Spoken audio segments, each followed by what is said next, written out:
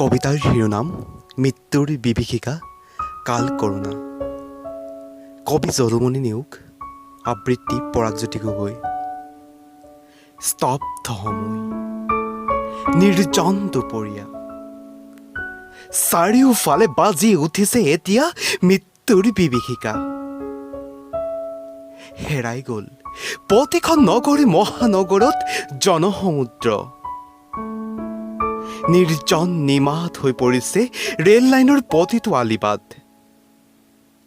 চাৰিওফালে নিমাত নিতাল, গৃহবন্দী জনতাই ভুগিছে এতিয়া এমুঠি অন্নৰ বাবে। কাল কৰোণাৰ মহামাৰী ৰূপে মৃত্যু যে সহজ কৰি পেলালে।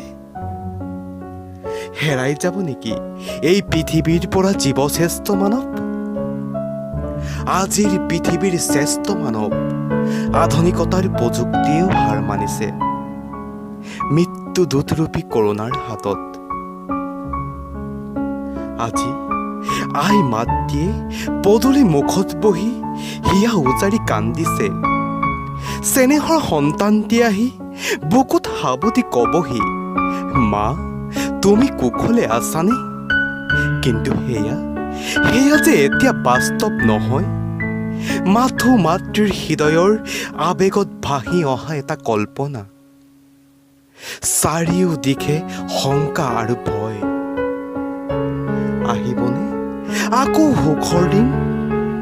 হ'বনে বাৰু জনসমুদ্ৰ প্ৰতিখন মহানগৰত?